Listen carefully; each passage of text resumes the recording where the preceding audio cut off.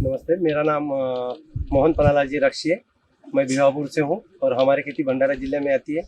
हम साल में 2 ही फसल उगा सकते हैं और इससे भी ज़्यादा कोई और फसल उगा सकते हैं, लेकिन ये जगह ही ऐसी है कि यहाँ पे 2 ही फसल अच्छे से ली जाती है। एक है धान और दूसरी उसके बाद में है चना या तो गेहूँ। ये 2 ही फसल ली जाती है। धान फसल जैसे कि जुलाई महीने में लगाते हैं और दिसंबर महीने के एंडिंग तक धान फसल निकलती है। धान फसल में लगने वाला खर्च इस तरह का है कि जैसे ट्रैक्टर से अपन यहाँ पे जो चिखल बोलते हैं, चिखल करते हैं, उसको लागत कम से कम पर एकड़ 15,000 तक चला जाता है। और उसके बाद में यहाँ पे जो मजदूर वर्ग आते हैं काम करने के लिए, उसके भी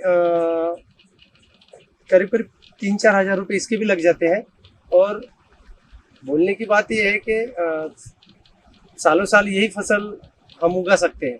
फिर उसके बाद में चना डालते हैं और चना जो दिसंबर महीने में, अक्टूबर दिसंबर में डालते हैं, तो उसका भी इसी तरह का खर्च होता है। उसके लिए मजदूर लगते हैं। उसके बाद में वो चना निकालने के लिए मशीन लगती है और उसका दोनों का उत्पन्न का विचार किया जाए तो धान के लिए लगने वाला जो खर्च है वो उत्पन्न के हिसाब से थोड़ा कम ही लगता है। जैसे कि धान को खर्चा कम से कम 40,000 रुपये तक आता है पूरा 6 महीने के शेड्यूल में। और उसका उत्पन्न जो निकलता है वो बहुत ही खर्चे के मान से बहुत कम रहता है। बताने का ये है कि आज हमारे खेत में हम इतने साल से कर रहे हैं, लेकिन प्रॉफिट ऐसा कुछ भी नहीं दिखाई देता। हम उसमें अपनी खुद की मजदूरी भी नहीं लगाते हैं तो भी प्रॉफिट नहीं दिखता है इसमें।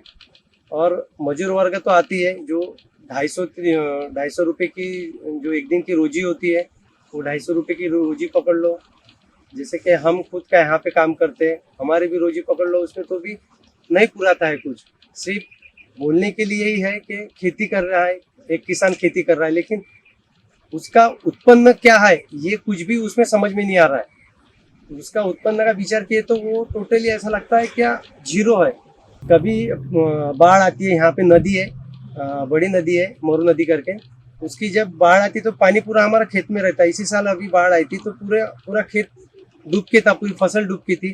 और कुछ जिला के कलेक्टर के लोग आते हैं, जिला कलेक्टर के, वो आते हैं, सिर्फ फोटो निकाल लेते हैं और बस चले जाते हैं। मुआवजा की बात की है तो वो उसके मान से वो तुलना में बहुत कम होती है। कुछ 1,000-2,000 रुपये दे के चले जाते, बस हो गया। बस यही मैं बोलना चाहता हूँ कि ऐसा ऐसा होता है हमारे किसानों के साथ में, लेकिन हमारे को जो मुआवजा मिलने को होना वो बहुत कम मिलता है। और जैसे कि दिसंबर जनवरी में चना लगता है, तो उसके लिए भी जो फसल के लिए जो खर्चा लगता है वो करीब करीब 10-12 हज़ार के करीब करीब होता है। जो बुआई तक होता है उसमें अपन बी लेते हैं, जो बीज होती है वो भी महंगी हो गई है। और खाद डालने गए तो खाद भी महंगा हो रहा है। अभी 550 रुपये का खाद है, वो भी बहुत महंगा हो रहा है किसानों। पहले कम में था, अभी बहुत ज़्यादा है। और जैसे कि उसका उत्पन्न देखा तो उत्पन्न भी कम है बहुत उसका वाला। और ऊपर से देखो तो जंगली जानवरों का भी बहुत यहाँ पे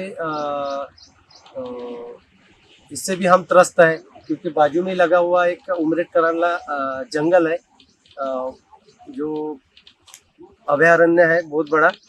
तो उनका भी थोड़ा डर है, उनके जानवर भी आते हैं जंगल से तो पूरा नुकसान कर जाते हैं। चना का भी, धान का भी नुकसान होता है हमारा। जब हम कहीं वन विभाग में केस करते हैं तो उसका भी मुआवजा कुछ उंगली पे गिनने लायक मिलता है। और ऐसी बहुत सी तकलीफों का सामना करना पड़ता है हमको। और खेती करके भी अभी ऐसा लगता है क्या हमें कुछ मिल नहीं रहा है। तो वही सोचना है कि अभी खेती करें या फिर अपन कहीं जाके और नौकरी करें या फिर से छोड़ दी है खेती। बस ऐसे ही विचार आते रहते हैं कभी कभी।